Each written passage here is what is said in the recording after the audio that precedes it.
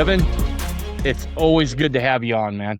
I remember we used to have some good conversations back when I was living in Utah, and now they're a little less frequent, right? Now that I'm in Missouri, it takes a hot minute to find a dull moment where we both can talk on the phone. So when we have these opportunities, man, I'm always really grateful to do it. Very, very grateful as well. And yeah, we need to do this more often. Yeah, yeah. Well, I told you, bro. Once you've been on once, you got a standing invitation. All you gotta do is call me. I'll get you right on. We'll do that. So, how's family doing? Doing good. Good. Business going well? Business is good. Yep. Got all those books behind you? It looks like you're just going for it. We are, we're always excited about sharing the big book here.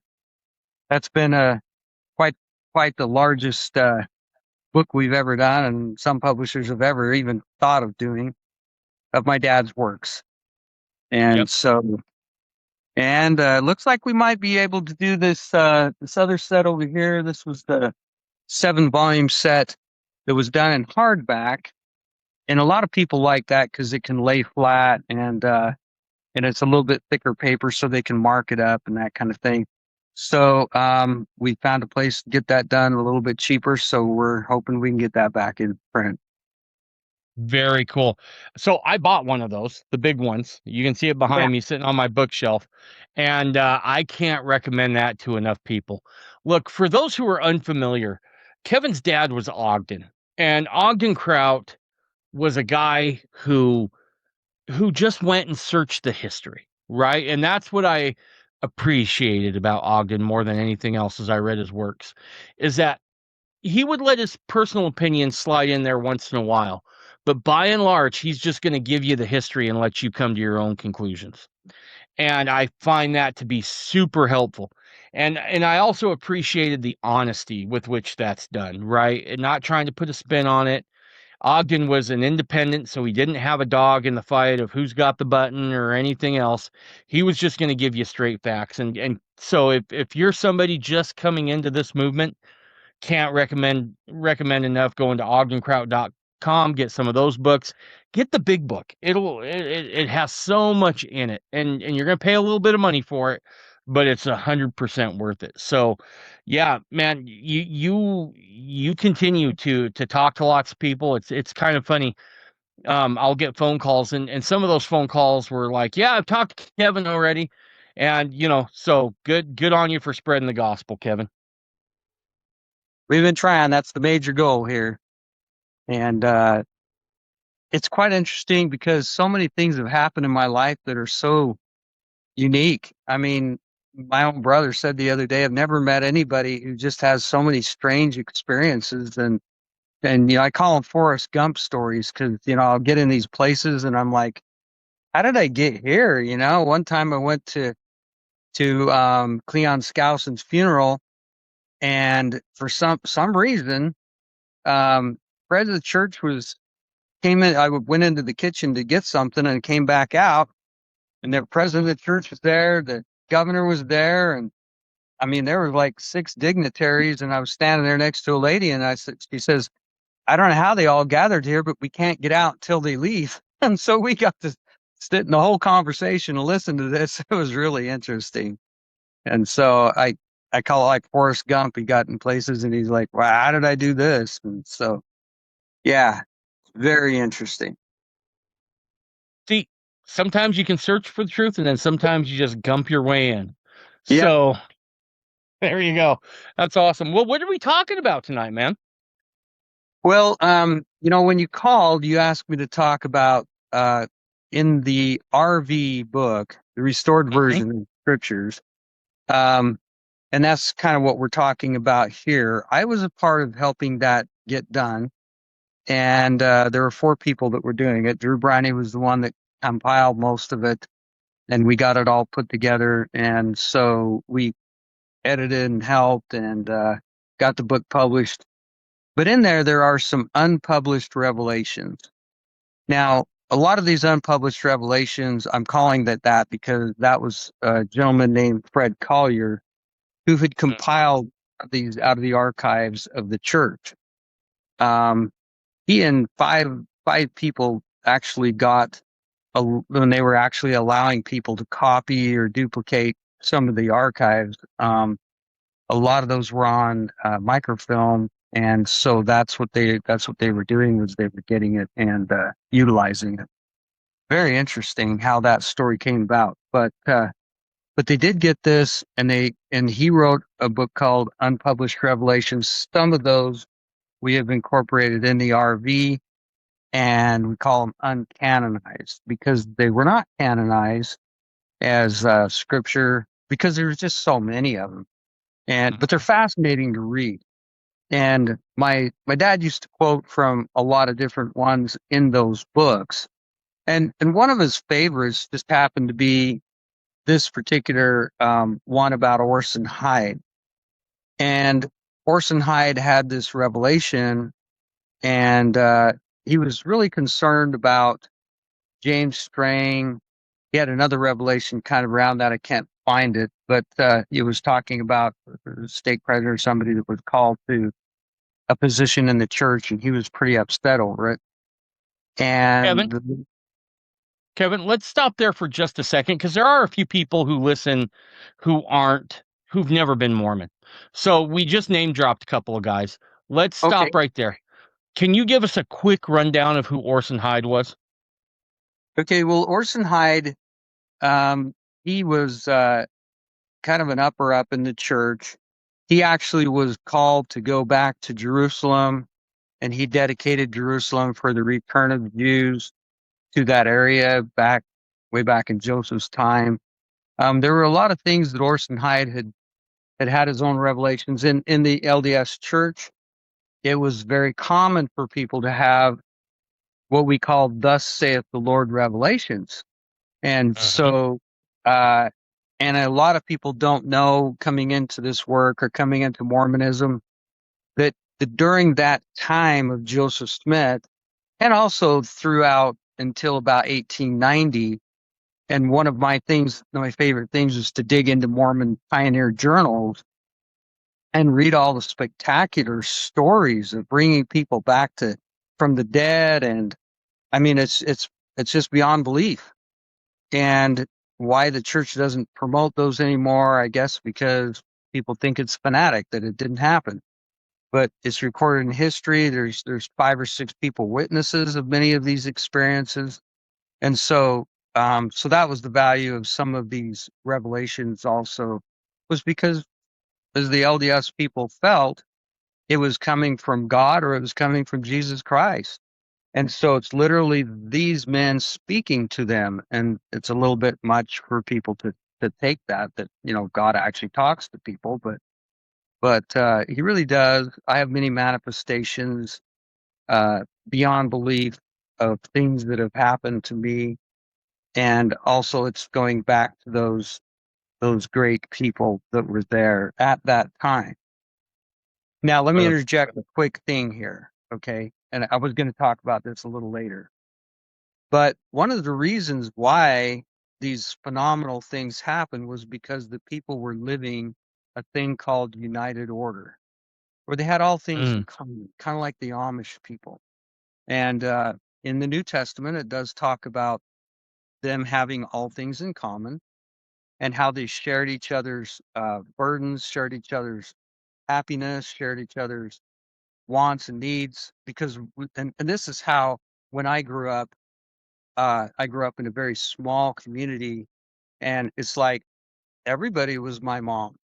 I'd get disciplined by the neighbor down the street because I did something wrong, and this is how it was in those days. Everybody was watching out for each other, their children. It was a beautiful time of life.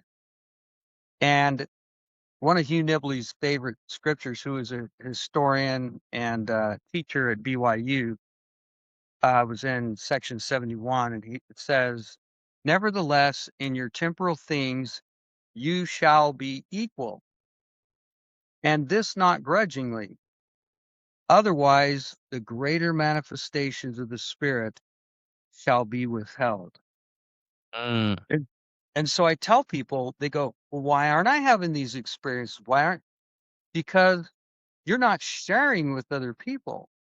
And if we could come together in an order like that, then the greater manifestations of the Spirit will come to you. And in our world, it's very difficult to even think, wait, we're going to, the Joneses down the street, we're going to make sure they have everything and their needs are met. And, it's like, oh no, I gotta keep up with the Jones. I gotta have a new car, having a new thing. And, uh, and so I had a near death, several actually. And after the near death, I really didn't care about anything in this world. I was like, just let me out. And my wife was pretty upset because I wasn't earning money and I didn't care about money. It was really difficult to get back into the swing and get going. And a friend of mine said a lot of people get divorced after near deaths because their mindset changes to more spiritual things, and the cares and feelings of the world just aren't there. Now, I served a mission down in New Zealand and Polynesia, and the Maoris have this saying, it's tato tato, which means what is mine is yours and what's yours is mine. And they're on that equal basis. And uh and and you don't go down and look at something of the Maori people and then say, oh, where did you get that? Because if you do, then they feel that you want it and they'll turn around and give it to you. And it took me a long time to kind of realize that it's a very high world when you can do that, when the things of this world mean nothing to you. And if somebody else can benefit thereby, then you give it to them, and help them out. And first time I got down there, I was asking about a sheepskin, a big giant sheepskin, had poor sheepskin on it, and there's a lot of sheep in New Zealand. And my companion nudged me, and I just want to know where he got it, because I'm going to buy one for my mom. And he says they're going to pack it up and give it to you, so don't turn it down. Don't just say thank you and take it. Sure enough, they packed it all up and off it went. And then and I felt kind of bad about that, so I played the game back. And what I did was I actually went out on 1 second. And so I went out and called my mom, and I says, "Hey, remember that Navajo rug that so and so my friend made, his mother made?" And she goes, "Yeah, oh, yeah." And I said, "Send it down to New Zealand. I'm going to give it to these people." And so I gave him a rug, and this Okay. Navajo rug was worth probably 5 grand, even in our own world. So the lady, she actually, ironically, was trying to save up for one about this big, and I shipped that out and threw it where the sheepskin was, and I said, "There, how's that?"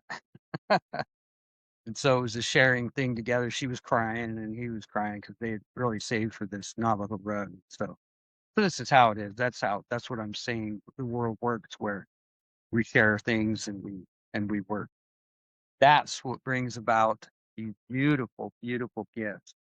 And you see these things happening like down in the I call it the Bible Belt brothers, down in the Bible Belt area, because they share all the time and they give things. And even this they had a big, can't remember, championship thing down there near that area, and everybody's, all the Europeans that came, they're all saying, well, gee, we went to this place and they just gave us free food. I mean, nobody does that in Europe. And it's just kind of the Texan way. That's the way the South is, and giving. And so, anyway, but we're going to stream back to this thing about, but I wanted to interject that Yeah. because that And who was James Strang? James Strang came after Joseph Smith. He claimed that he had all the keys and that he was very ambitious. He took a group and they went up a little higher up into Michigan, I think it was, Yep. and Beaver Creek or something, and Beaver Island. Beaver Island. Yeah, he called himself king.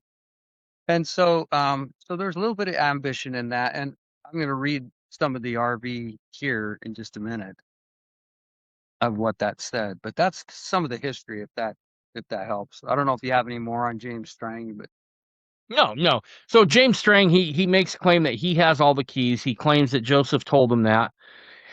And so he takes a group up to you're right, it's either Michigan or Wisconsin, up to Beaver Island. And he leads that group for a while, and at first he's not down with plural marriage, but then ends up practicing plural marriage on the down low, and then eventually he dies of an old age. I think there's still a few of them around, Strangites, not very many, but they're still out there. But it was definitely another splinter group of the Restoration during the secession crisis after Joseph's immediate death. So, yeah, no, it's interesting. I just wanted everyone to kind of get a feel for who the players were here regarding this revelation. So that's good. Okay. So you asked me kind of to pick one out, and we could talk on a little bit of that, and that's what I'm doing. This one, there was there was Orson Hyde #1. That was a kind of like a first revelation during a of his thing, and then this is the Orson Hyde #2, and it's a little bit bad lighting in here, but I'm gonna kind of read this out loud, okay? Evan, that's in the RV, right? Yes, it is. Do you want me to Yeah. read it? I got Yeah, some. well, I it's got good. 640, Oh, 649. okay. Tell you what, I gotta go down and get my scriptures. Let me pause this real quick. I forgot to grab them, and then I'll be right back. Let me just pause this. Stay right there, okay? Okay, that sounds good. All right. Okay, so we're back. Orson Hyde #2, and it's called Secession Challenges. So I'll start reading, and Kevin, when you want me to stop, just tell me to stop, and we can discuss some stuff. All right? Okay, sounds great. All right. In my meditations this morning, the Spirit of the Lord came upon me, and I was moved to write. And being grieved in my spirit on the account of false pretenses by evil designing persons to gain power and lead away the flock of God, it whispered to me and said, evil men, ambitious of power, must needs rise among you, and they shall be led by their own self will and not by me. Yet they are instruments in my hands and are permitted to try my people and to collect from them those who are not the elect and such as are unworthy of eternal life. Grieve not after them, neither mourn, nor be alarmed. My people know my voice, and also the voice of my spirit, and a stranger they will not follow. Therefore, such as follow strangers are not my people. I want to Okay. stop right there. That is Yeah. interesting. This is very powerful. Dad used to read me this paragraph right here all the time because there was always somebody in the church, and listen to how this was said, because the Lord said they are instruments in my hands to test and try my people. Okay? And Yeah, so the whole point is that there are many stake presidents that are wicked or evil or this, and you're like, how did the Lord choose this guy? You know, and and I tell people all the time, I say we should be following Christ, not after these men, even though they're an instrument in the Lord's hands to deceive us or to get us in a test mode. And I have a couple of stories on that too that we can talk about. But this is it's just huge. And my people know my voice. And people always say, "Well, how do you know it's God talking to you? Or how do you know that it's somebody from the other side of the veil or something?" And it's by trial and error. And as you learn these things, you start to know the voice of God, and oh, that's real serious. I need to do this. I need to do that. And and I have stories about where God has been very powerfully in an instrument in my hands on that. But this is very important right here. That whole thing that the Lord will send strong delusion in the yeah, last days. And so God's even setting these up as tests and trials so we can get through it. absolutely. The part that got me was down there in verse 3 where it said, grieve not after them, neither mourn nor be alarmed. I want to focus on that a little bit. Okay. I think the one thing it's not saying is don't try to reclaim them, right? I don't think there's any problems in trying to reclaim somebody, but we also should understand that we have work to do, right? And when someone makes a decision and says, you know what, I'm done, do not come back, honor that request and move on. Because there's probably someone out there that can use what it is you have to offer in the restored gospel. And so this idea of don't grieve after them, don't mourn after them. And this other one, don't be alarmed, right? I think that's the one that gets us most is that alarming feeling, right? There is something that well, I'll just give an experience here. I had a close friend in the gospel. This was in my LDS church days, and he just out of the blue one day called me up and said, "Can I talk to you?" I was like, "Sure, you bet. Come on over." So we came over and we got our lemonade and we were sitting on the deck. And he goes, "Dave, I got to be honest with you. I just don't believe this anymore." And I remember it rattled me, right? Because I'm like, how did he get here? And how long has this been going on?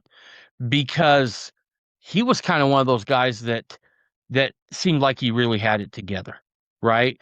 Not just in terms of life, but in the gospel, right? He was very well read. He was pretty educated, but something happened and he just not only did he leave, but he left angry, right? And would make Yeah. constant backhanded remarks about the gospel and other things. And it alarmed me a little bit because how does someone get like that? And I think sometimes we can dwell on that a little too much.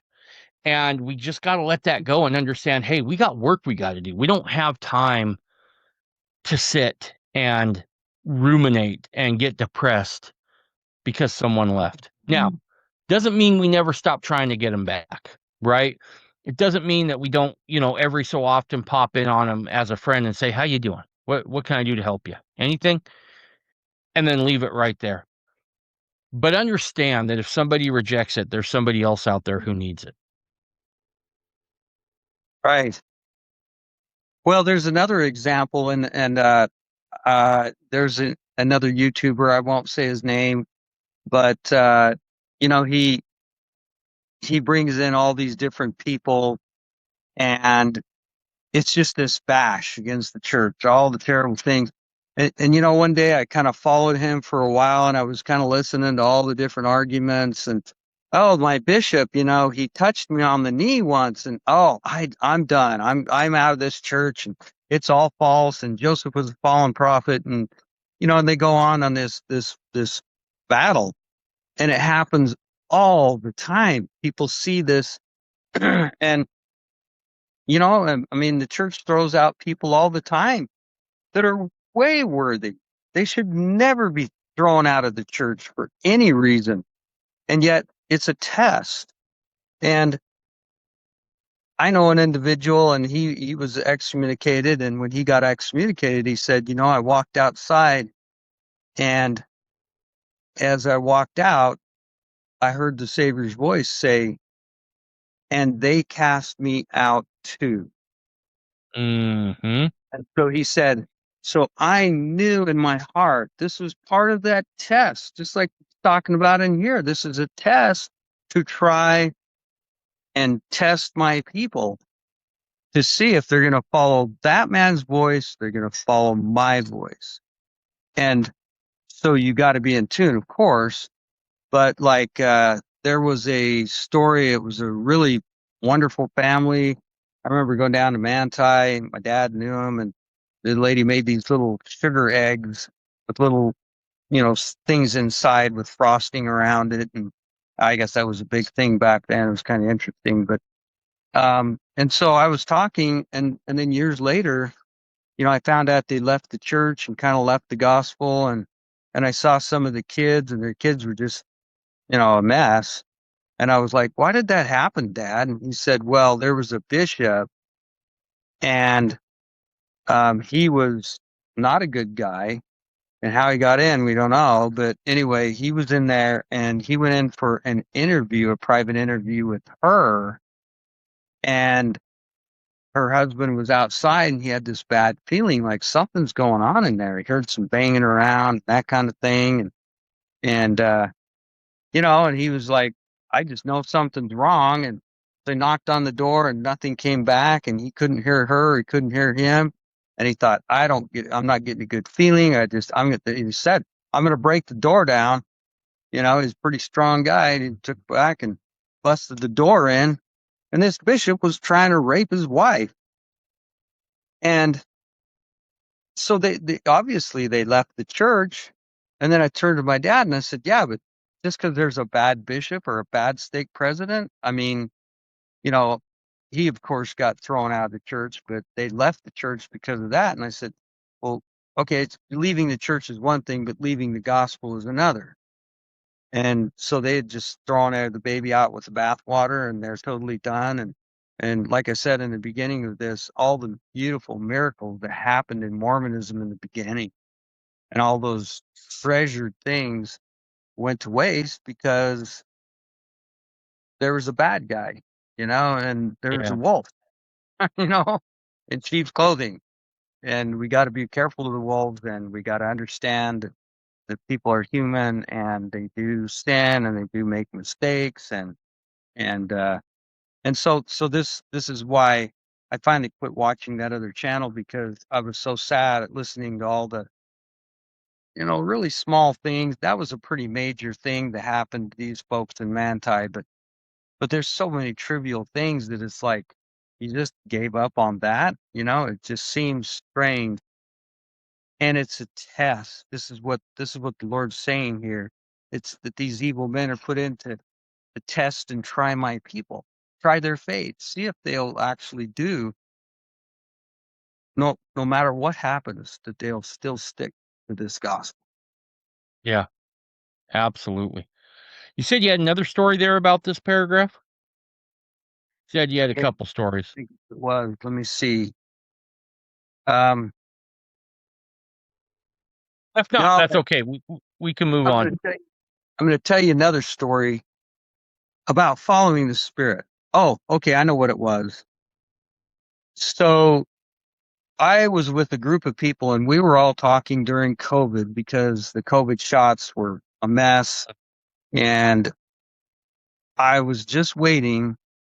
And it was really interesting because Nelson stood up in conference and I can't I'll paraphrase it, but basically he's saying each of us need to get our own revelation about things of the future.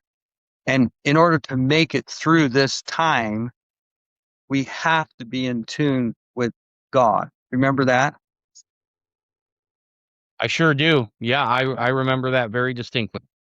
I know I'm paraphrasing, but then not long after he got up, not as president of church or whatever, but he wasn't over the pulpit and he gave this little thing and said, um, we're told to tell you this, that, this is you should take the shot or do this or do that. And I know people right now who, well, President not Monson, but Oh, Nelson said we should go take this shot. And they went and took the shot. And one guy down here, he took the shot and his wife took it at the same time. 2 weeks exactly later, both of them died. whoa. And so we know the shot was a little bit much for older people for sure. And but then you go back and he was saying you should fall and yet I called 4 or 5 spiritual people that I knew and some are very famous in the church and all that kind of stuff and uh and they all said no, Spirit told me not to take that shot. And then one of those people knew the first presidency and she called up there and they said and he goes, oh, I know why you're calling. And he said it was not a thus saith the Lord revelation that Nelson gave. In other words, this is that trying thing here. We gotta listen to the Spirit of what is telling us. And I think he was warning us. I think he was giving us that hint. He knew what was coming. And And that's the first time I'd heard that for a long time of you need to get your own testimony and you need to get your own confirmation from the Lord and to follow the Lord, not just following the prophet. That was very well done. So Absolutely. Absolutely.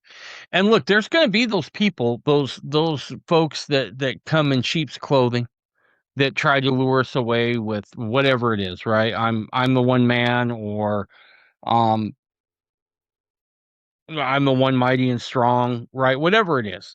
There's there's a collection of them, right? And it's incumbent upon us that we do exactly what the endowment instructs us to do, which is to learn to choose between good and evil. And it's not always easy. And they'll come using flattering words and those sorts of things. And so it's super important that we're familiar with the spirit and right. speak that language of the Holy Ghost. And I think it's going to become even more important in the coming months and years as things continue to get dicey in the rest of the world. We're going to need to be so reliant on that spirit, Kevin, that even though it seems counterintuitive, when the spirit says stop, turn around, and go the other direction, that we can do that. Yes. Because that may be the difference between safety and ruin in a moment, is the Exactly. ability to hear and listen to the spirit. Yep. And that's one surefire way that you don't get deceived by these kind of people. Right. Well, let me tell you an example of the deception. So many years ago, there was a gentleman named Jim Harmston. Are you familiar with that name? I know who Jim Harmston is. Okay, so Jim started the True and Living Church of Jesus Christ of Latter-day Saints down in Manti. Now, Yep. before all that happened, I had a friend. His name was Gary Griffin, and Gary um, had a house down there, and he called me and says, "Hey, come on down. We're having a study group. We want you to come." And so I said, "Sure." And so, loaded up my family. We went down, and us brethren, we met up in the top attic of Gary's house, and as I was there, we were waiting, and there. I mean, I didn't know these people, but they were kind of waiting, and in walked a gentleman that came in and sat down, and he announced himself. "Hi, I'm Jim Harmston." And he sat down, and my eyes just moved right on him, and my spirit just kind of came unglued. And he made this statement. He turned to everybody and says, "Why did everybody wait for me?" And he says, "Oh, well, you're our leader." And he goes, "I'm not your leader. We're not trying to start a group or anything." And then my spirit just, whoa. I mean, I'd never done this before, but I stood up and I pointed right at Jim Harmston. I said, "Jim, you're going to start a group. It's going to be a bad one, and it's going to lead a lot of people astray." And then I turned to my Wow. friend Gary and said, "Gary, don't you dare follow this man." And I got it and walked out. And I'm usually Mm. kind of a calm person, I'm pretty tolerant about that, but I just couldn't. I warned, and I told lots of people. I said, "Nope, be very careful of this guy." Now, here's the irony. This is the rest of the story, as they say, because I had a friend, and he knew Jim very well, and Jim was a very charismatic person. I mean, he wasn't like disliked or anything by most people. And he died. His friend died, and he had a heart problem, and he was on the operating table. And they came to him and said, "Anybody else you want to visit? You, grandma, grandpa, you got all them visited? Anybody else?" And he goes, "Oh yeah, Jim. He just passed away not long ago. I would like to meet him." And they says, "Okay." And they took him to meet Jim, and sat down with him. And Jim had his hands. He said he had his hands kind of like this, and he was going, "Oh no." And he goes, "Jim, what's wrong?" And he looked up and he goes, "Oh, how you doing?" And he said, "I had led a lot of people astray." And so there it is. That was prophetic to the very core to the next life right there. And I honestly, there was a lady who had joined Jim's group, and she wanted to see Christ. Okay. And it says in this evil men of ambition. And I had another friend one time, and he told me, he said, you know, I was right next to Jim one time, and Abraham Gileadi was over there, and all these people were all crowding around and talking to Abraham. And Jim turned to me and he said, I would give anything to be that man right now. Mm, Ambitious of power, I mean, here's yep. this type of thing going on. And so anyway, the FBI guy called me and he said, we know that you were kind of involved with Jim or you knew things and there was a story I got to ask you if you can confirm this. And I said, okay, go ahead, tell me the story. Well, there was a woman and she said, I want to meet Christ. Can you introduce me to Christ? And he said, yes, I can. And so, but you got to be a full tithe payer. And he knew she had like, I don't know how much, 600,000 or something in the bank. And so she paid him 60,000 or something like that. And as the days went on, she came and said, Jim, you can introduce me. And he says, yeah, sure. And they went into this room and they prayed and sang songs and the lady's kind of like, okay, we've been here for an hour or something and nothing's happening. And so she turned to Jim and she said, Jim, nothing's happening. I'm not seeing Christ. So what's going on? And he says, well, you wanted to see Christ. And he went like this. Oh, jeez. Here I am. And okay. And then we had another situation. And I asked the FBI guy, I says, how can that not be fraud? I mean, she wants her money back. And, he kind of told her that he would do it and it didn't happen. And he said, it's not fraud if he truly believes that he is Jesus Christ.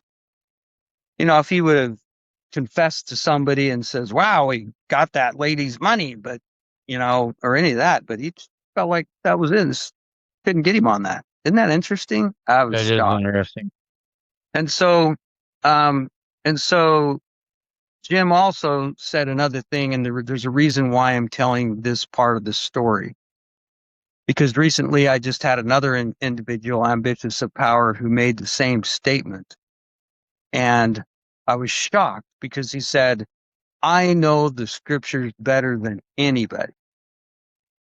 And I was Mm. like, oh my heck, that's what Jim said, almost word for word. And and that's what Jim said. He says, I know the scriptures better than anybody. And why is that? Because I wrote them. Oh, oh, oh. And we're all waiting for lightning bolts or something. I'm like, oh my heck. My dad showed me a video of that and I was like, oh my word. But in all of this, with Jim even and everything else, I met a man down there and he said, yes, that's all true and that's all correct. But it did help people. There was things that it it helped other people. He got a lot of information out. There was a lot of other things. There was kind of a thrilling kind of feeling down there because there were so many things people were learning and off the beaten path and other things. And I said, yeah, that's true. It really was that way. And so, was Jim an instrument in the Lord's hands? Yeah, probably.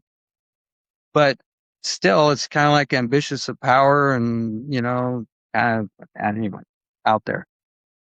So, yeah, I wanted to share that story because we're starting to see some more of that type of thing coming. And I think people, uh, it's like I said, I learned a lot from Jim. I learned a lot from all these other people, but I prayed about it before I did anything. I had to Hmm. know in my heart whether that was what God wanted me to do or not. And Absolutely. yeah, Good stuff.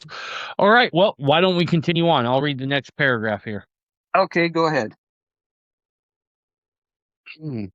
Behold, James J. Strang hath cursed my people by his own spirit, and not by mine. Never at any time have I appointed that excuse me, never at any time have I appointed that wicked man to lead my people, neither by mine own voice, nor by the voice of my servant Joseph Smith, neither by the voice of mine angel. But he hath sought to deceive, and Satan helpeth him. But before of old was he one that was ordained to gather the tares of the field. And mine angels have chosen him to do it, because he was a wicked man, even as Judas was chosen to betray his Lord. But his spirit and ambition shall soon fail him, and then he shall be called to judgment, and receive that portion which is his meat. And his treacherous followers, who have forsaken the counsel of their brethren, and turned from the covenants of their God, and have cast asunder the tenderest ties, must drink from the bitter cup. Let no man who putteth his trust in me be troubled about his rights. This is interesting, Kevin. One of the parts that jumped out to me here was the spot where it says, "But of old was he one that was ordained to go gather the tares of the field," right? Yeah. If look, I think that verse out that Orson is referencing here comes out of the New Testament that talks about the wheat and the tares, right? And I just had a guy on. I think the scripture can fit two ways. One is, and I contend this is the most important way to view it, is we view ourselves as the field, and we all have tendencies that are both wheat, good things, and tares. And we have to harvest up the tares and get them burnt so that we can let the wheat grow. But there's another way that this is used, and that is there will be people that join the church or join a group that maybe aren't wheat and they have some bad characteristics. And it's interesting here that the Lord doesn't say anything about James Strang being one of those men to go gather wheat. Instead, what does James bring in? He brings in the tares. There. Okay. This is interesting in that there's this acknowledgement that the Lord allowed the tares to come into the field. Why would he do that, Kevin? Test and try my people. Exactly. To try his people. And so as we look at people and how we interact with people, right? I think it's important that we assume the best where we can. That was Joseph's method of operation. I think it needs to be ours as well. But when we encounter a tear, we have to count it for what it is, right? And we have to be very careful when we judge. I think we can judge actions all day long. I think that's what the Lord wants us to do. And we have to do that without judging the person. Yeah. But what Yeah. sticks out to you there about what we just read? What's that? What jumps out to you there about what we just read? Well, one thing is there's always going to be, it's like when I was a kid, I was like, why doesn't God just come down and take out these bad people? Let's just get rid of them. Uh, this politician, he was a wicked, evil man, and why didn't he just clean it up and not have this happen?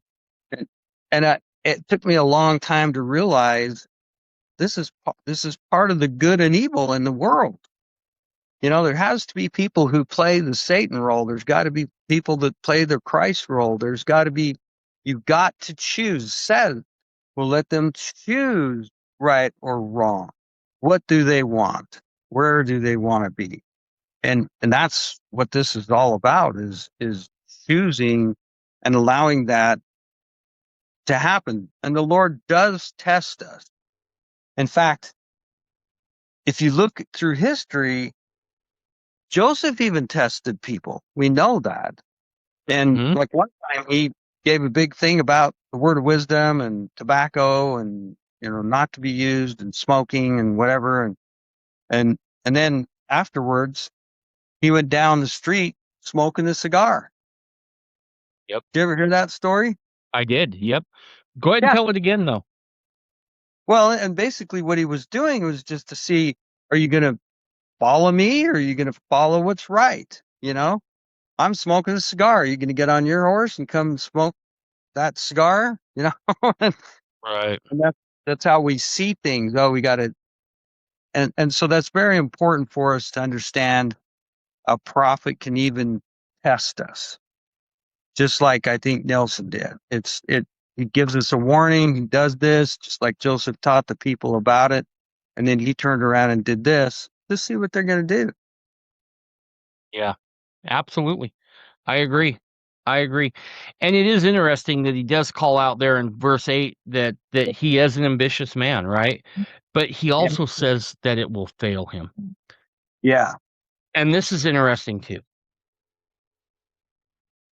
The one thing I'm convinced of as I get older is I don't know much, right? At 18, 25, I thought I had everything figured out. And then Yeah. about 30, I'm like, yeah, I don't know much. And then by about 40, I'm like, I barely know anything. And that's kind of where I'm at now.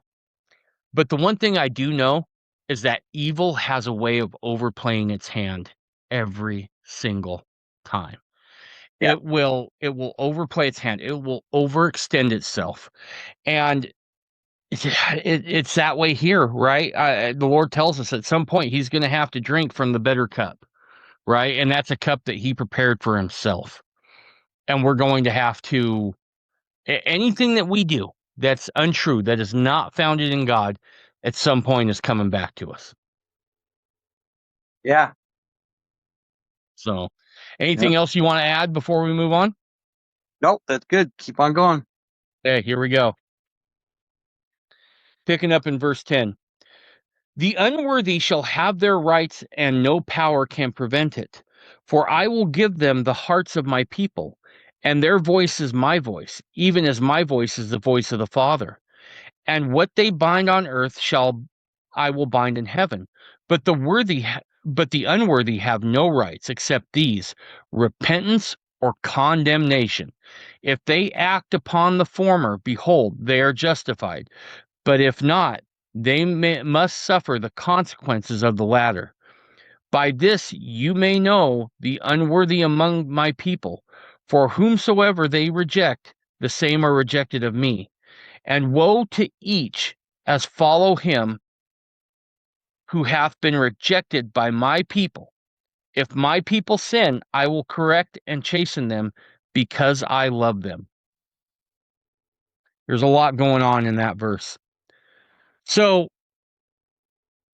he says the worthy will have their rights, right? Meaning that they will be able to have revelation and all those things.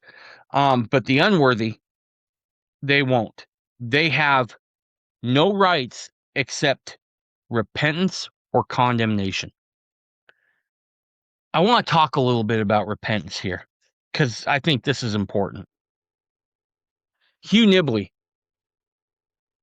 had an incident once where um, he had he was in California, if I'm not mistaken, or maybe Oregon. I can't remember. It's one of the places he was going to school. I'm pretty sure it was California. And he this was the only quote dark night of the soul that Nibley had that he talks about, right? Where he really questioned things. Is this whole restored gospel thing true? And he prayed to the Lord to know it was true. And so he attends this fireside at this university held for the students there that were Mormon. And one of the guys that was presiding at that meeting was the son of Matthias Cowley. Matthias Cowley was there. He was old. He was getting on up in years. And Matthias, and if I'm not mistaken, I heard this from Michael Ness when he did a podcast on my show. But at any rate, um, Matthias looks out in the crowd and he sees Nibley and he says, "We need to give that man a blessing." So they give Nibley a blessing. And basically, Matthias tells him, at very soon, you're going to have the answer to your question. He didn't know what Nibley's question was, right? Is this whole gospel thing true? He just knew that he had a question. Excuse me. And so, um, Nibley, he gets the blessing, and a few weeks later, Nibley goes in for an appendectomy. And when he goes into for his appendectomy, he ends up almost swallowing his tongue and dying. and he actually loses his heartbeat for a while. But while he was on the other side, the angels told him, the thing you need to do the most is repent. We envy you because you can repent so much faster than we can here. And he said, he said something to the effects of, so 3 cheers, hip hip hooray, let's all start repenting. We're going to encounter guys from time to time who are going to test us like this. But if that man repents, what do we do, Kevin? What was that last statement? If I said there are guys that we're going to encounter that are going to try us, right? And Right. some of them are going to repent. So how do we treat the ones that want to come back, who want to repent? Like the prodigal son. Yeah. So grateful. Yeah, absolutely. And we can't stand in the way of their repentance, right? It is so important. And that goes back to that non-judging attitude. And it's in the scriptures to guard your tongue and to not judge them. You don't know their heart all the way. And you don't know when Absolutely. they'll change. I've I've seen magical things happen to people that they really do want to change. And yeah, I forgot about that Nibley story. I knew Nibley, and he told me that story actually himself. A little different, but it was a phenomenal thing for him to realize. And he was a person not led by ambition. They No. big huge presentation to him in honor of all that he's done and everything. It was a big banquet, and he didn't even go. He didn't even go to his own banquet. Yeah. He's Yep. just like, I don't need that. I don't want that. I'm not here. He was always very careful. Kind of reminds me of Bishop Coyle when the angel came and wanted to pin some flower on him, because he's done so much good and all this. And he goes, that's not me. This is God. This is for him, not me. And the angel said, that's correct. That's the attitude you need to have. And, Yeah. and we all like a pat on the back, but sometimes it kind of gets more like a kick in the rear end. Look, So, you are correct. So if there's one thing I've learned from the podcast, it's that you don't need to interact with every comment that comes your way, right? I very rarely read the comments on my podcast. If someone wants answers, email me and have it come direct. So that way I can get you in touch with people, but I don't read the comments. And I'll tell you yeah, why I don't read the comments, Kevin, because only two things are going to happen and they're both bad. One is someone's going to bait me into a stupid argument that I'm going to get in online. And I know myself well enough that if I read, there's a chance I could take the bait and end up in a dumb argument that I'm not going to change anybody's mind. Right. right. The second, I'm going to get a lot of attaboys, and I do not need the ego boost. Yeah, Um, right. I- and so, yeah, posting and ghosting, and I think we need to realize that tying our worth to quite frankly what other men do or what other men say about us is a bad thing. And I think that goes into guarding against becoming an ambitious man, right?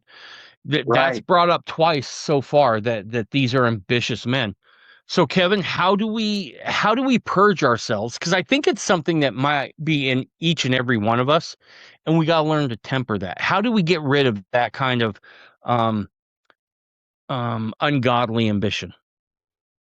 Well, that's the main point I think of what happened with Jim and other people.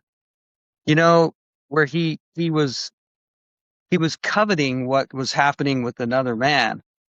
And that goes back to, we're not here to covet other people's what they have or whatever. And it's also in the attitude we have to keep, which is everything goes back to God. This is his gift. He's done this for us. Once in a while I'll tell a story, and my wife or something will turn around and say, well, did you do that or did God do that? I'm like, well, yeah, I mean, I gave the blessing, but it was ultimately God. And I think that's kind of the way we have to keep it to keep things in order. We have to realize that without him, we'd be nothing. Like Moses, when he finally saw the whole thing, he realized, wow, I'm about down here on this level and he's way up here on this level. And so yeah, it's really kind of a difficult thing to be and not to have that judgment. I will tell you a story, when I had a near death, one of the near deaths, they took me and, you know, in almost all these, the angels around or the people, they kind of have a sense of humor. You'll say something and they'll laugh or they'll do this or whatever. And I don't know what happened, but I got taken to a very, very, very beautiful kingdom. And I kind of heard them as they were traveling. I don't think they thought I could hear or something, but they said, "How long do you think you'll last?" And the one guy goes, "I don't think very long." I was like, "Oh, gee, thanks, guys," And so then I got up into this kingdom, and I was just there for just a few minutes. I didn't. I somehow remembered an experience, and it was with a kind of a guy that hypnotized and that kind of thing. And Mhm. I wasn't even judging him for what happened or anything. The thought came in. It was kind of a bad thought, I mean, it had a bad feeling in my heart over it. And shoosh, I was out of there so fast. I didn't make very much time and I was gone. And I just look at people in my world today and I go, we all think we're really good and we're really going to make it and we're going to do all these things. But so many times when we really see it from God's view or the angel's view or however, we've got a lot of work. We got a lot of things Absolutely. we need to try and work on. And so I Yeah. think that's kind of the answer. Being humble is an important thing. I remember when I first became a Mormon, I was in the LDS church. I had a stake patriarch who told me something that at the time I didn't fully understand. It took me a while to wrap my mind around it. And it was the saying, it's a lot easier to stay humbled than it is to be humbled. Meaning that if, to be humbled is a little bit more of a difficult situation. And I think this goes into that last line where it says, I will correct and chasten them because I love them. Um, God will absolutely help you be humble, right? He'll do that because he loves you. I I remember used to coach football down in South Central Idaho for a while. Um, wasn't a full-time gig or anything. It was just something I did after work to kind of help out. It was a smaller school district.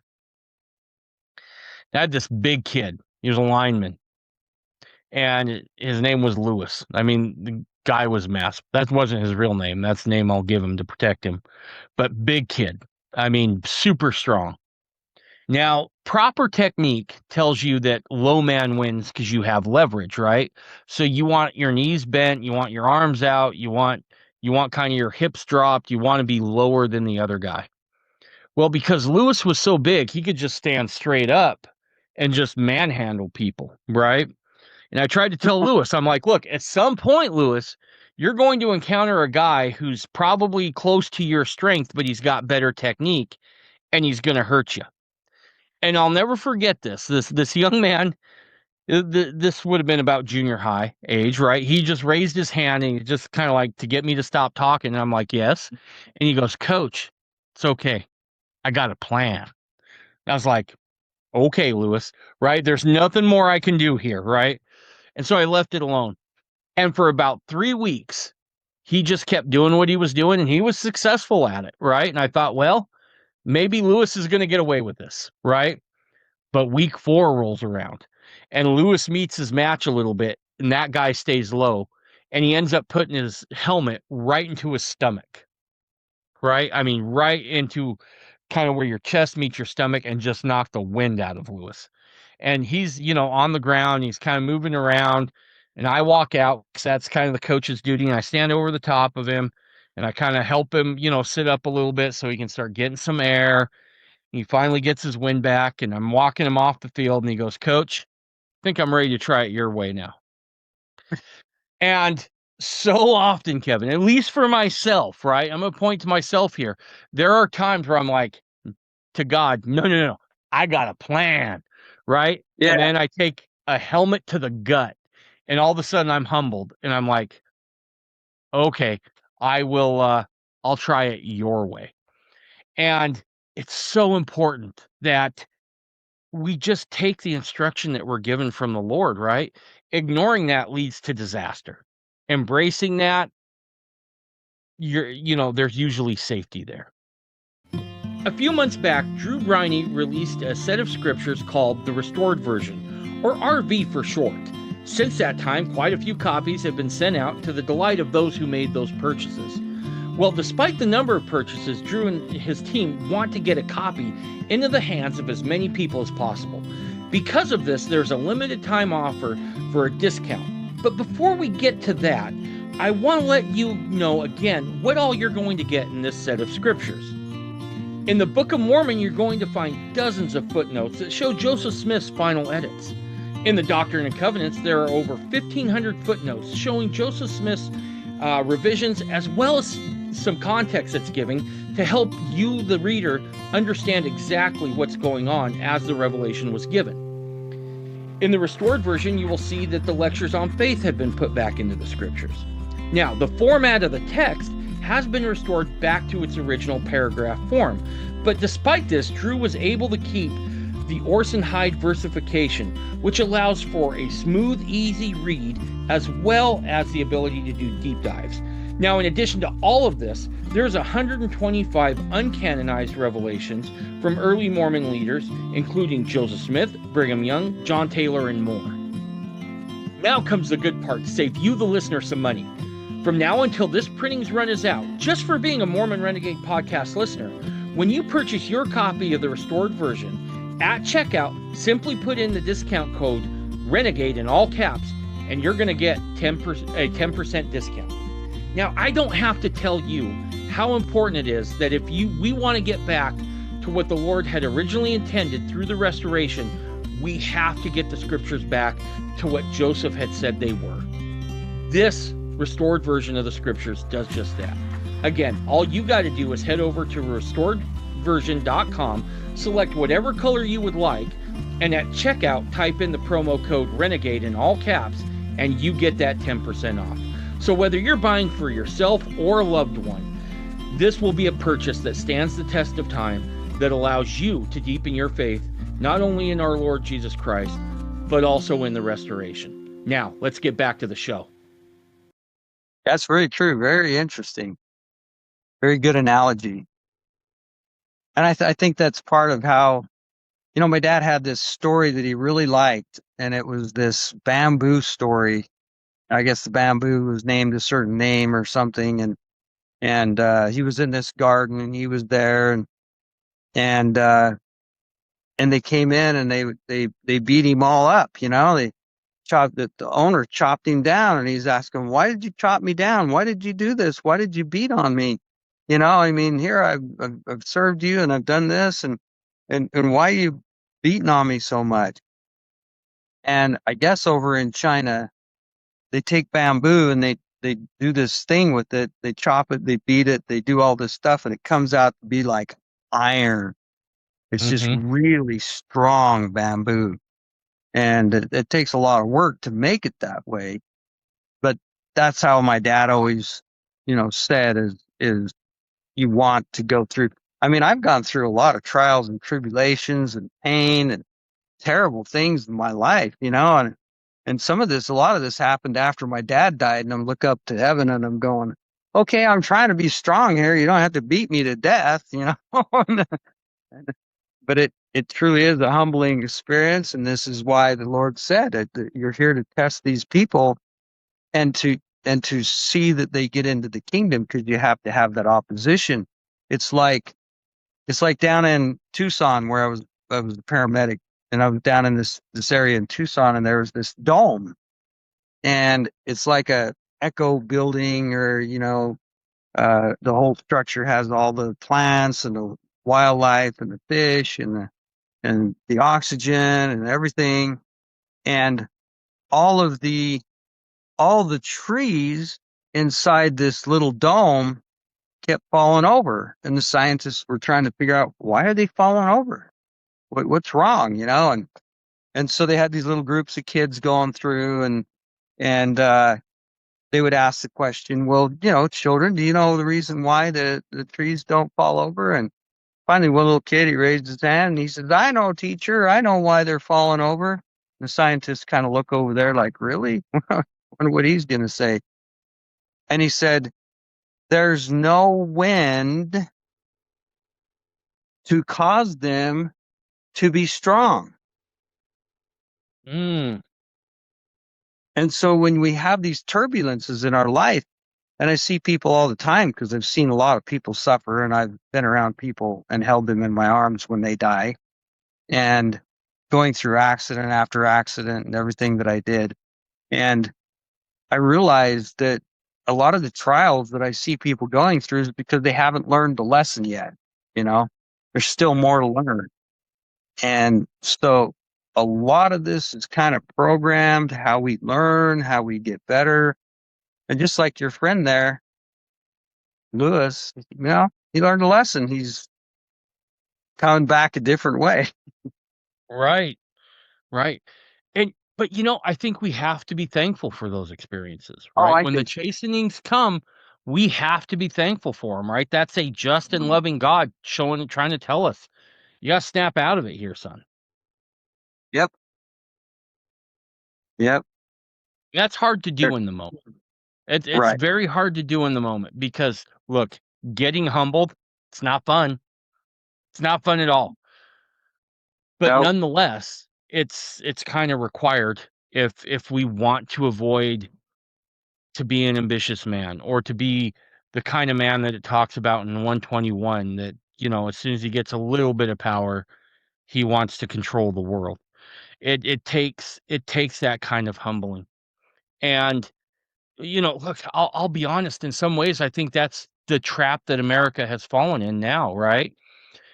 I think that what we've done since the collapse of '08 is we've built a financial Tower of Babel that is going to come down because we avoid the humbling, right?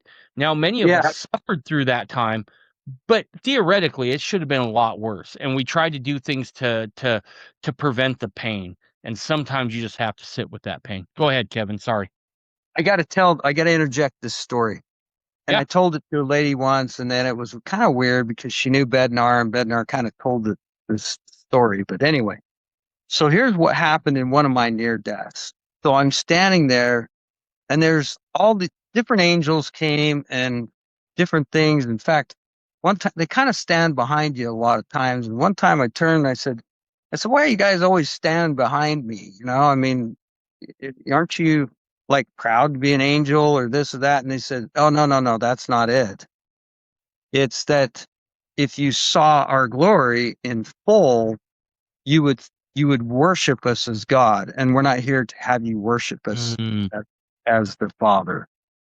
And so there's a little humility in that. But one of them said, I want you to go and do this. It's like a homework assignment. He said, everybody you meet or where you go or in the church or everything else, and you get a chance, ask this question because it's in the scripture and you quoted 121. And so this is what they say. And most people will not get the 2 points of this doctrine. And I said, okay, go ahead. I was thinking I was Mr. Scriptorian, and so all of a sudden he said, many are called, but few are chosen. Why are they not chosen? they seek after the accolades of man. And he said, most of them will kind of get the first part, but they won't get the second, or they'll kind of not word it correct or this or that. And this is kind of for me. It's like in school, they make you say it over and over. I will not do this. I will not. And so obviously I have a little of this in my heart. And so this is how it goes. Many are called, but few are chosen. Why are they not chosen? Because their hearts are so set on the things of this world. And number two, and they aspire to the honors of men. Right. And so you think about the things of this world and aspire to the honors of men, right? We are just talking about that. Look at me, I'm great, I'm this, you know. And and I told that one time to a person that was pretty close to the general authorities, and he said, you know, they need to hear that too, because this is what a lot of them are about. Not all of them, but a lot of them are about what? Things of this world and the honors of men. And I know one general authority, my dad always used to tell this story, and it was a group of elders, and they were all standing there, and he walked in like a general, you know, because my dad was in the military, and he walks in, and all the missionaries were just sitting when he walked in, and he turned to the mission president and said, "Okay, I'm going to walk back out, and let's do this right this time." The mission president didn't quite catch the drift, but he figured this is what it was. And so when he walked in, all the missionaries stood up. He wanted the honor. I mean, what? It's a little, you know, different teaching than Jesus, where, you know, those who put himself up will be abased, and, you know, that kind of thing. And that's speaking of Hugh Nibley. He was a very humble man, Yep. Yep. very humble. I took a brother-in-law of mine over to visit him, and he had his shirt tail out, and he was kind of just, you know, his little stuff, and, you know, just, you know, totally humble guy. You know, he says, I'd have never known that was Hugh Nibley, you know, that little old man that came in. And that's just kind of how he was. That was his spirit. That was his ability. So, You know, that's still a thing. I had a contact of mine that reached out to me. There was a current apostle. He's an apostle right now in the LDS church that went down to Arizona to give a conference, kind of a fireside to the kids on campus. And as as he walked in, they didn't stand up. And so he chastised them from the pulpit on that, that when a general authority walks in, you stand up. wow. And then they started singing the opening song, and he didn't like the way it was being sung. He didn't feel like there was enough gusto in the song, right? And so he stops and he says, "You guys need to sing this with more gusto. So let's try it again." So they start the song over. Well, what do the kids all do? They stand up so they can sing kind of with more power, right? You're standing up. You're a little more at attention, as it were, right? They stand up to start singing, and the song starts, and he gets back up again, and he chastises them again, and he said, "Did anyone see me stand up?" Oh no. Oh So, no. like, this is a thing, right? And look, I don't have any problems honoring an office, right? If I was to meet the president of the United States, I would put on a tie. I would put on a shirt, because I'm honoring the office, not the man, right? Yeah. No matter Right. who was no matter who was in the White House, if I was invited to meet the president, I would show a little bit of respect for that office. So showing respect to an office, I have no problems with, right? Even in a religious setting. But when it becomes personal to the man who's filling that office, now we got problems, right? And what I Yeah. see out of this one particular apostle is the same sort of ambition, right? This Yeah. same thing here, where it's Right there. Yeah. yeah, it's about me. It's not about you. It's not even about heaven. It's about me. And you're going to honor me in the way that I tell you to honor me. And look, if you're part of a group where it's that bad, and look, I want to be gentle here. The LDS Church is by no means, Warren Jeff's FLDS, right? I'm not saying that. But what I am saying is that men have proclivities towards that kind of accolades. And so we have to be on guard about it as followers if we're in a church that has offices like that. And if if we don't do that, we risk losing a lot because we're setting up a bad system for our kids later down the road. And so the, being humble is so important if you're going to serve in the kingdom, because if you are not humble and you're in it for you, that's a problem, Kevin. Yeah. So Well, I think that was very well said. And I think we're discussing things that we as a people are trying to get this generation to understand. And that's why I talk so much about, I mean, I've had people come and talk about seership to me and other gifts of the spirit, dreams, the gift of dreams. I have dreams every night. I dream prophetic dreams. I, there was not even long ago, there was a dream that I had about Mexico and some of the saints down in Mexico, and the cartels came and they shot them all up and they killed the baby and burned up the car and did all this horrible stuff. And my friend was there, and I'm just gonna say his name is Ed. And Ed came in, and I told him, Ed, I had this dream. You got to get out of Mexico. This is terrible. And he wouldn't do it. And And so I sat back and I said, Lord, I know you sent me this. I know this is from you. And I know that it's to benefit these people so they don't have to go through this terrible thing. And nobody would listen, not even Ed. And so I said, you're going to have to take care of him. I tried, I know I'm trying to do the right thing here, but nothing happened. And so about 2 days later, here comes Ed walking up into my store, and he walks in and he's like, wow, that was the weirdest experience of my life. They actually came and threw me out of Mexico. Nobody gets thrown out of Mexico, And I was like, wow, good. And I don't know, something wrong with his visa or some weird thing. Anyway, it was God doing and creating that. And then it wasn't even 2 months later, he calls up and he's on the phone and he's just screaming at the top of his lungs, that could have been us. That could have been us. We would have been there and we would have died, And then I hear in the background his wife, who was related to the people down in Mexico, and she's telling the kids, and she's got it on speaker so I can hear the guns rattling off, and bombs blowing up or whatever was happening, and the kids are screaming, "Auntie, they burned up the baby, and this and that. Mommy's dead." And she's like, "Just get over the hill, get over the hill, get away from them."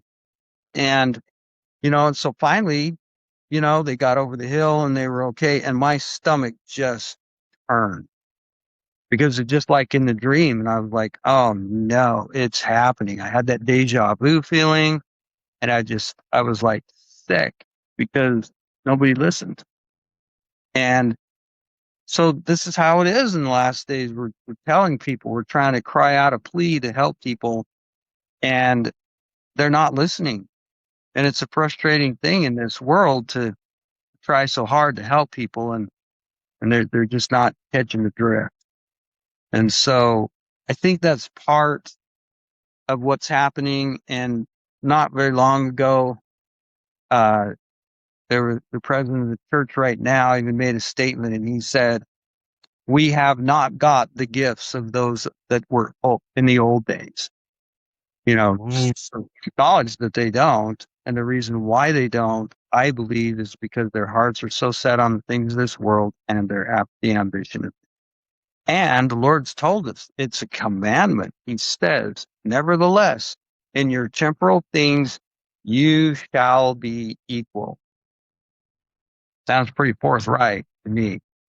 And that's what Zion's going to be in that mode. I've seen it in dreams. I've seen it in things ahead.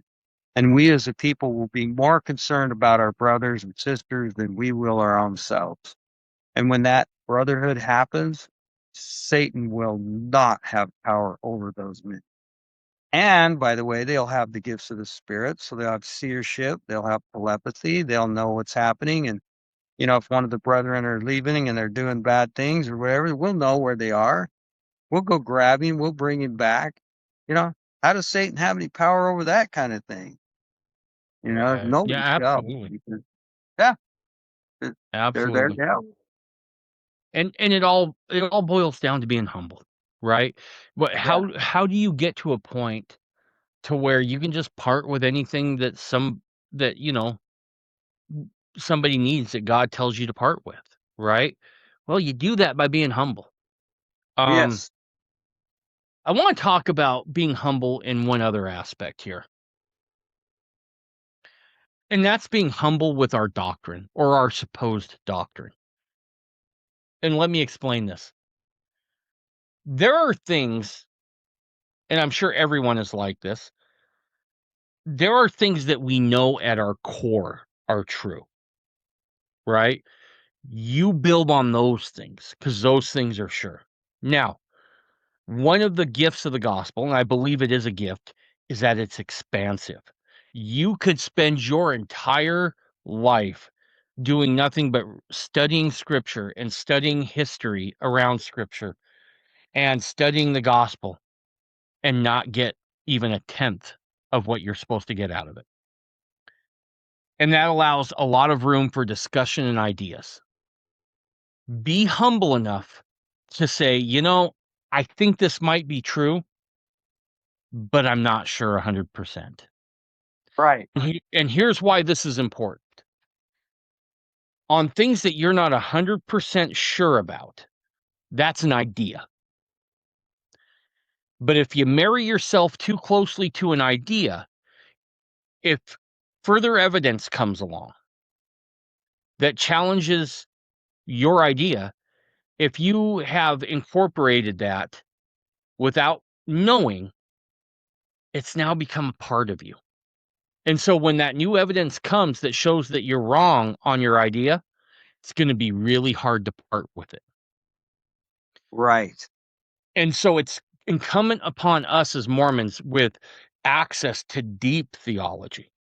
I mean, Mormonism is one of the only Christian denominations that, or Christ-centered denominations that has its own cosmology, for heaven's sakes, right?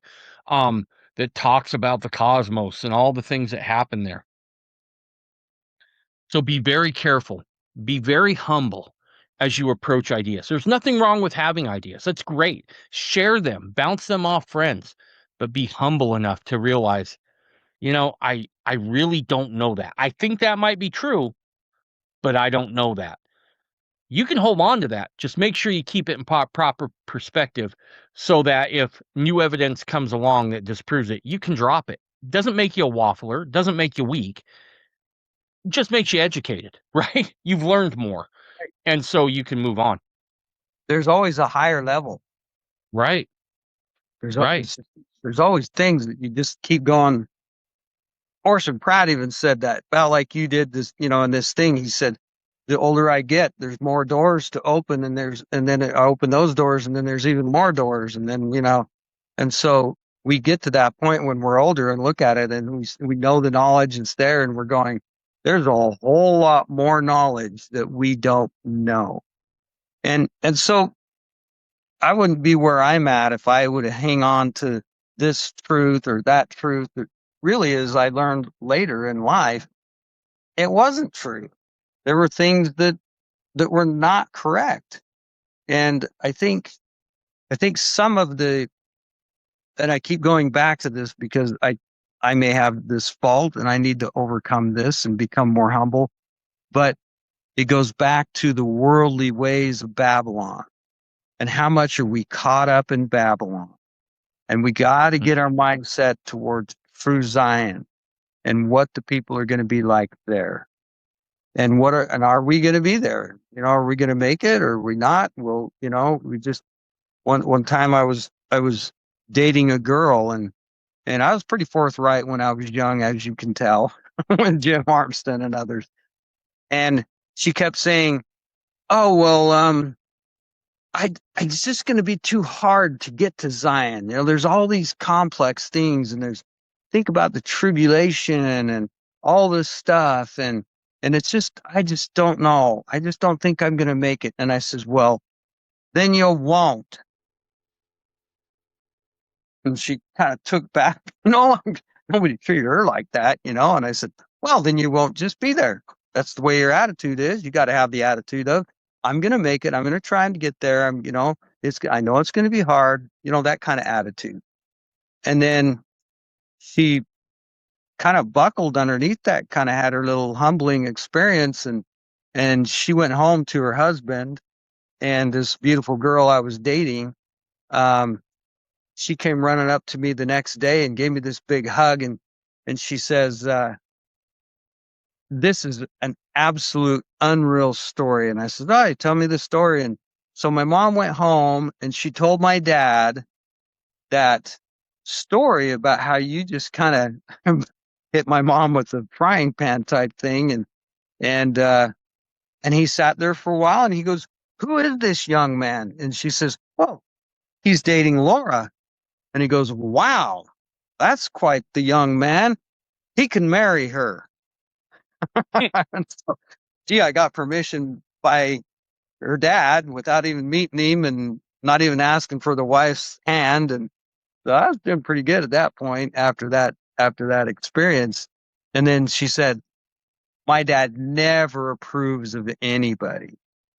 Mm, But see, this is the truth that people need to hear. This isn't going to be easy, just like these tests in this revelation. He's sending the terrors out to yep. test us, to try us. My people will be a tried people.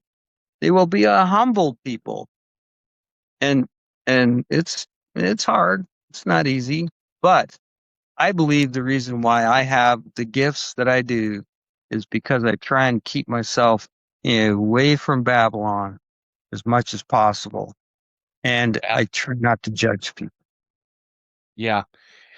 And it's tough to do. But nonetheless, that's what we got to do if we want to avoid becoming the ambitious man and both avoid falling into the snares of the ambitious man. Because I think one of the things that ambitious men like this that will do is they'll make you feel good, Kevin.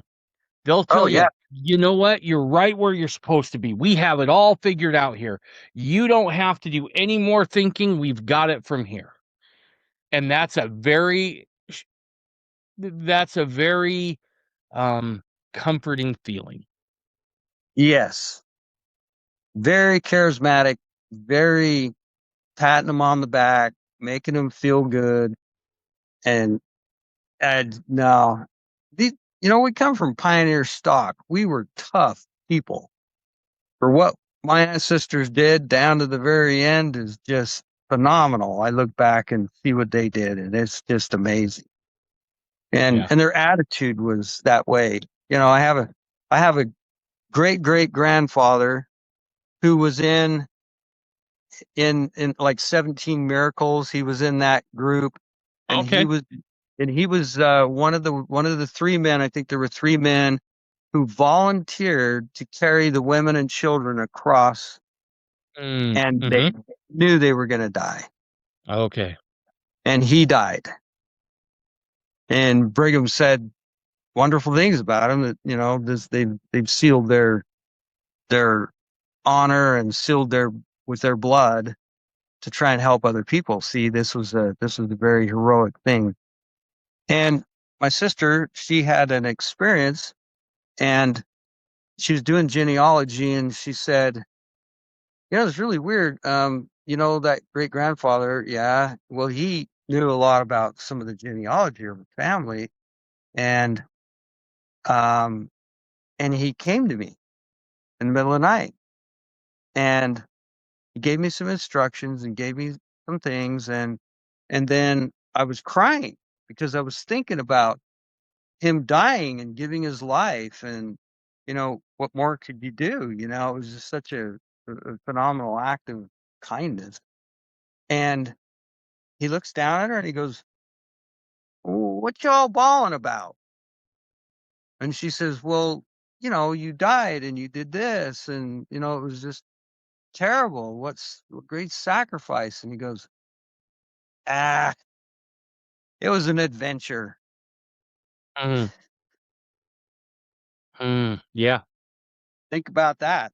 That's pretty phenomenal. And that's the way these men were. They were tough. Brigham said, our generation, me and you right here, we couldn't go through what the pioneers went through. But now with the tests and the deep things and the spiritual hits that we get every day and all the terrible things that are happening in our world, they couldn't go what we're going through. Right. And so got to It keep is that in mind. interesting. Yep. You bring up a good point, right? I think we look back at look, I'm a Mormon. I'm not a Mormon on either side of my family. I'm the first, excuse me. I am the first Mormon on either side of my family, of any kind ever. Um, so I don't share that pioneer ancestry.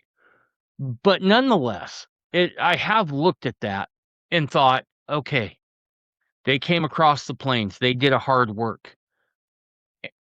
That doesn't mean we don't have hard work, right? It's a different kind of hard work. I think Exactly. where the saints had to cross physical plains and physical deserts, we have to cross spiritual ones. Spiritual. I was We just going to say that. Yep. we have to cross the ones. I don't think there's been a time, Kevin, where there's this much spiritual danger lurking around every single corner. Exactly.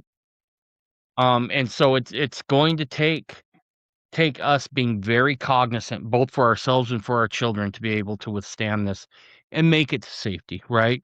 Our Salt Right. Lake Valley is the celestial kingdom, and that's where we're all aiming to go. But Yeah. that means we're going to have to toughen up a bit. We're going to have to look at some things. We're going to have to use discernment, the spirit, and all those things to get there. Yep. So, anything else you want to add on that paragraph before we move on?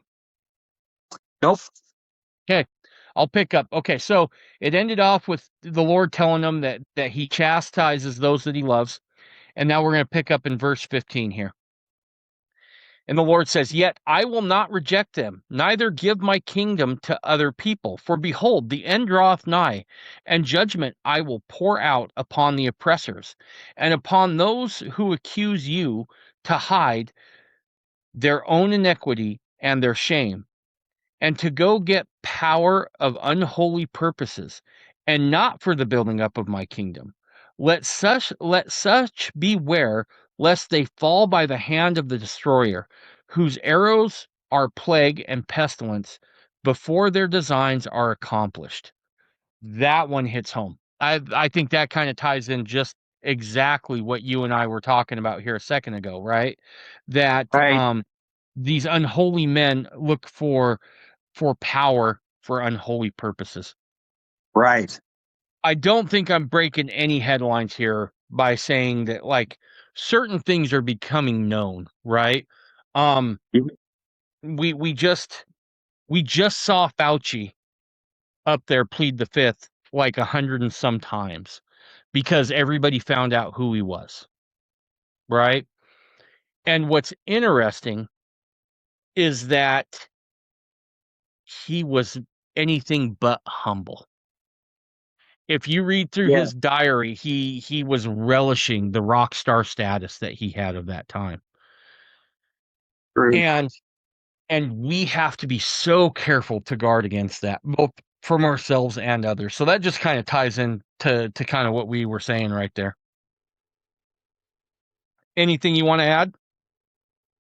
Nope. Okay. This is the last paragraph picking up in verse 17 here.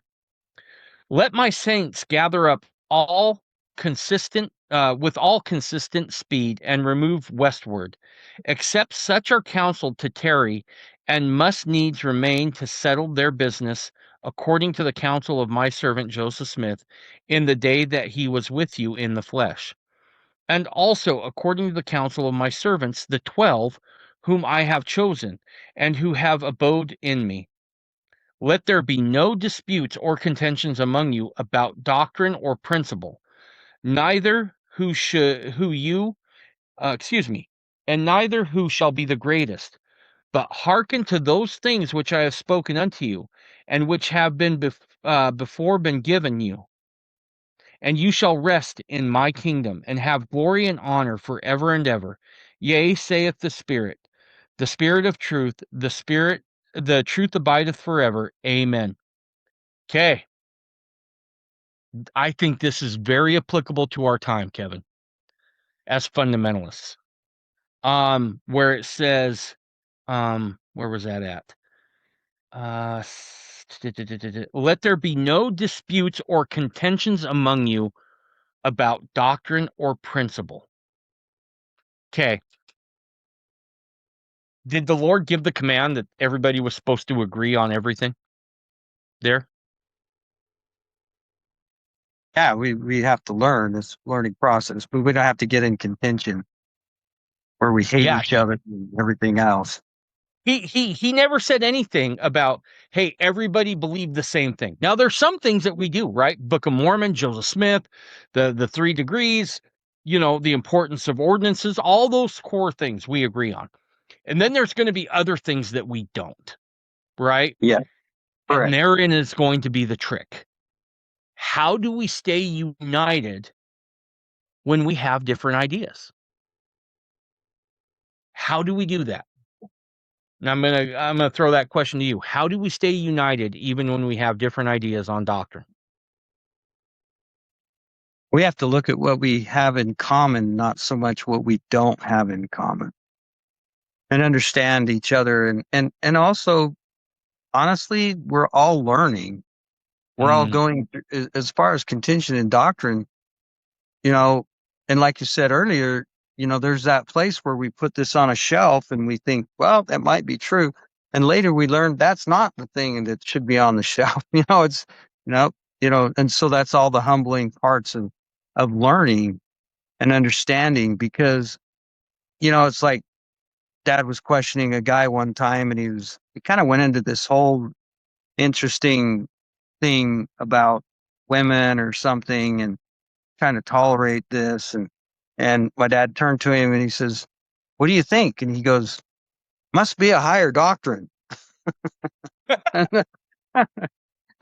And my dad just laughed forever because that's kind of how it is, actually. We are learning higher levels and higher things, and there's so much in the future to come, and so many gifts and so many things that we're going to have in the future. And this is what I'm trying to teach people here now is how to get those gifts, how to have those beautiful. as a younger man, I made mistakes.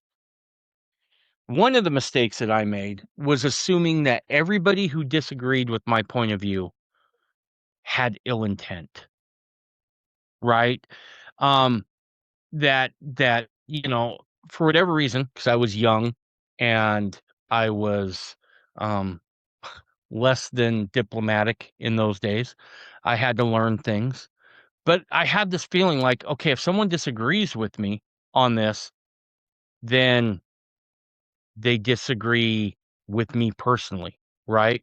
And this is a Right. slight. And they then become my enemy. Now, as I've had the chance to learn more and grow and mature, I don't think that way anymore, right? As I encounter most people, especially in the gospel, don't care the group, don't care if you're an independent, whatever. I think most people are just trying to do the best they can. Everybody's got, for the most part, I think has good intentions. I don't think anybody, I think there's a few, I shouldn't say anybody. I think there are very few people that ever set out and say, I want to be a core whore, right? Or I want to Right. be, one of these bad characters. Yeah, they might be wrong. That doesn't make them your enemy. Right. Well, Just go ahead. I was going to tell a story because I was a real estate agent and my broker came in and sat down one day and he hands me this book and it was by Dale Carnegie called How to Win Friends and Influence People. And I was thinking, well, I have plenty of friends. I can make friends that fast. I just walk up and start talking, da da da. And he goes, no, you need to read the book. And as I started reading the book, I was like you. I'm right, they're wrong. That's it. And in his book, he says, if you were right 100%, you would be the richest man in the world. Like if you could get into the stock market and you were right 100% of the time, even 50% of the time. Yeah. And he made that point, and I sat down and started thinking, and I thought, holy cow, if that's true, I could be wrong a lot of times. I could think this was the right way and that's not the right way. And so I started really thinking through that, and it changed my whole attitude about how I looked at people and the way they thought. And then I started having fun because I started wanting to see somebody else's view, you know? I mean, I wouldn't be where I'm Absolutely. at if I hadn't been exploring and trying to find more things. And now I'm even learning in life that there are very few things that we have that really are out there that our ancestors had that we don't have now, or we don't have some of those gifts. I mean, I remember a friend of mine telling me that his dad back in the day when the phone would ring, he'd walk over, and back in those days they had the operators and all this, and he'd walk over the phone and hear it ringing, and he'd turn to one of the family and he'd say, it's Aunt Melba and she wants to talk to Joe. Is Joe here? He hadn't even answered the phone yet. And then he picks up the phone and says, hello. Okay. Yeah, Joe's right here. Had him go get Joe for you.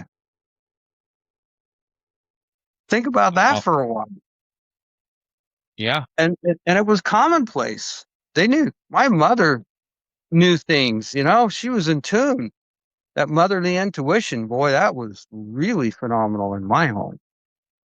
That's that's the gifts of the spirit that I don't know why I keep pressing it, but we've got to get back to that. And we've got to get humble, and we got to learn more. All of us have got to learn more. Right. Right. That's just it, right? It would be like, let's just say you're right. Right. Let's just start there. Let's say that you're right. What does it matter if you're right if you can't bring anybody with you, Right. right? If you're so insufferable that nobody wants to take the time to be around you because you're just kind of insufferable, right? Yeah. Um, we've got to learn how to disagree agreeably. And I'll be honest with you. I think one of the people that the two guys that we need to study most for this are Heber C. Kim, not Heber C. Kimball, Orson Pratt and Brigham Young. Those guys were at each other constantly over the Adam God doctrine, fighting Yes. tooth and nail. Yep. And one day somebody comes to Brigham and says, why don't you just excommunicate him? Why don't you just get rid of him? Right? Be done with it.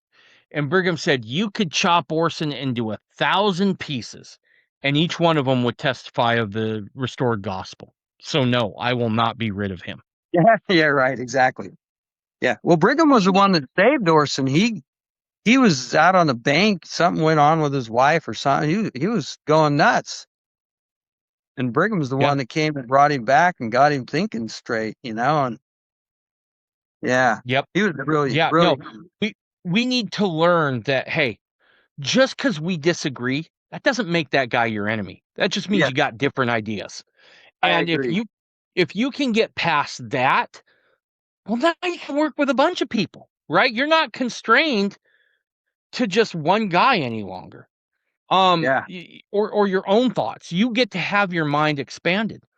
Um, look, I'll share a story here of when I first got married to Amber, going to be 31 years in November. I was nervous, Kevin, because I was 18 years old. Granted, I was more mature than most 18-year-olds in that my dad had passed. I had to help provide for my family a little bit. So I understood that life could be tough. So I did have that going for me, but I was still young. I look back at that poor kid and think, man, you have no idea what you were in for. But I remember my uncle was there because my father had passed by this point. And so my uncle came down. And I remember he came into the bathroom and I'm literally like almost throwing up. I'm so nervous. Right. And we got married in the Relief Society room of a little chapel in Western Idaho.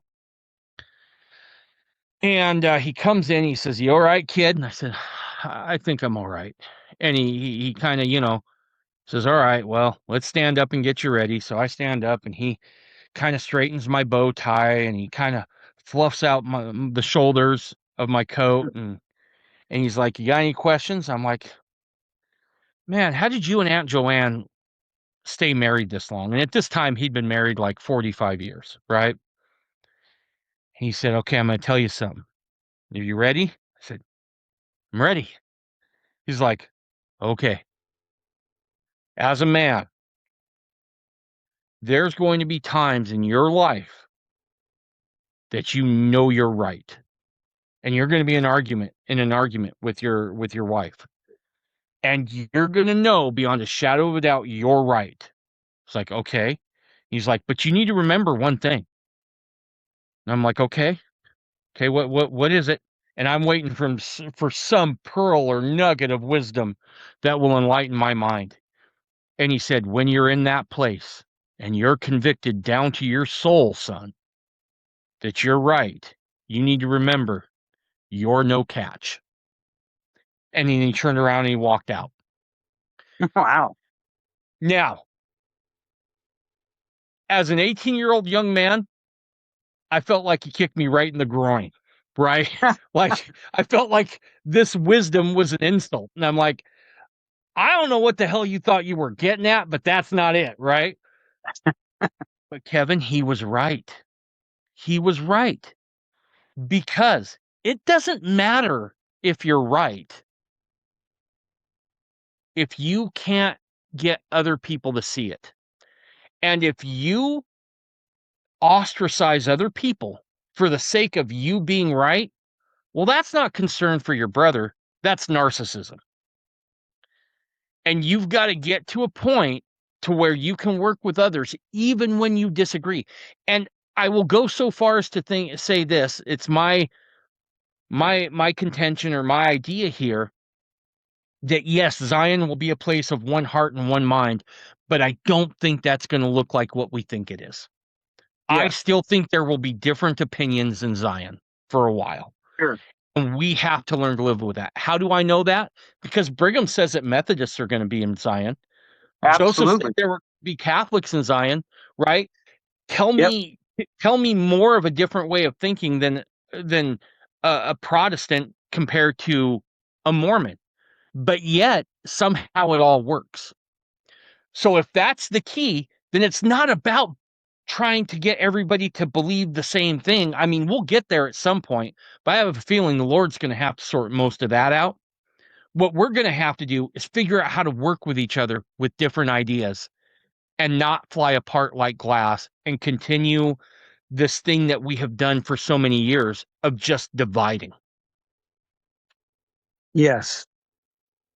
Well, I have seen Zion in several dreams, and one time I shared it with you, Nibley, where I sat down and I says, I had this kind of visionary experience, and I saw the people and how beautiful it was, and I said we're traveling in teepees, and he jumps out of a seat and he's all excited. Teepees, teepees, you see, we're gonna be um, we're gonna be nomadic.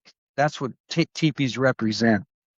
And he said, in the spirit you're talking about, the brotherhood that's there, in the brotherhood, there were Amish men there. There were a lot of Amish. There were a lot of others. They were teaching us how to make wheels. They were teaching us how to do other things. Yeah, I Yeah. think we just, oh, go ahead. Sorry. No, you go ahead. I was just gonna say, I think we have to stop assuming the worst about those that we disagree with, Yeah. and just realize it's just ideas, right? And look, Right. I have some ideas that I'm gonna take with me that I'm almost sure the Lord's gonna have to correct. I'm working real hard not to have that happen, but I'm sure on the other side, the Lord's gonna say, "Well, come here, kid. Let me show you where you had it right and where you had it wrong." Right. And and I think we're all gonna be in that boat a little bit, and that's okay. Um, but the one thing we need to do is we need to have grace one for another. Joseph said something interesting once. He said, "If you don't accuse me and I don't accuse you, I will Yes. carry you on my back into the celestial kingdom." Yeah. It's interesting that it's the spirit of accusing You're right. that keeps us from that, right? It wasn't Joseph saying everybody has to be right. Don't accuse me. I'm not going to accuse you, right? I think he's referencing the law of witnesses, those sorts of things, right? If we could say, you know what, this guy over here, he's got some weird ideas, but I know his heart's in the right place. I've seen him serve other people. I think he's here for the right reason. And we are going to have to get to a point to where we can sit down and talk with people that we disagree with and strongly disagree with and just be able to say it's okay. He's got a different idea that doesn't make him a bad guy. Um, Last point I wanted to hit on this. The other place that the Lord says don't dispute one with another. Neither who shall be the greatest.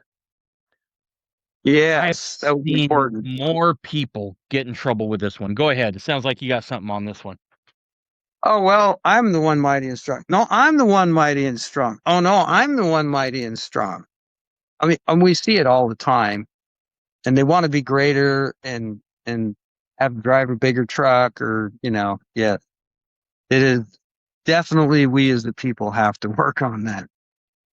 Oh, absolutely. Absolutely. Ugh. I've I've always said this. If you have to tell me you're the one mighty and strong, you're not the one mighty and strong. Um, Exactly. Right. just just be done there. Look, there's going to be those guys that have that um feeling that the Lord has called them for a purpose. And I want to say this. We've all been called with a purpose, Kevin, right? Your purpose is to continue your father's work, right? That's what you do. You figured out your calling and you went for it. Um, that's all of our jobs is to figure out what it is in particular the Lord wants us to do and then just go do it, right? Yeah. I think he even makes reference about that here um just a few sentences later. Um but hearken to those things which I have spoken unto you and which have before been given you, and ye shall rest in my kingdom and have glory and honor forever and ever. There is a certain satisfaction in being able to just say, I'm just doing the work the Lord gave me. I can't speak to what the Lord gave you, Kevin. I don't know what he gave you. All I know is what he's given me. Right. And so I'm going to do that to the best of my ability. I'm going to trust that you're on your mission, and where we can cross over and help each other, we need to do that. Yes. But stop worrying about what your brother's doing and concentrate on the work the Lord has given you. Because guess what? If you're worried about your brother, you're not worried about yourself and what you're doing. Exactly. And so stop comparing yourself to somebody else. Just do the work that the Lord gave you. Yeah. So, well, Kevin, that was it for this section. Is there anything else you wanted to go over? No, I think we covered that very well. Good enough. Well, Kevin, like I said, it's true, man. You got a standing invitation to come back on whenever you want. All you got to do is give me a call and I'll get you right back on. Okay. I'll Awesome. do that. Hang out just 5 minutes, all right? Okay. All right. Bye everybody.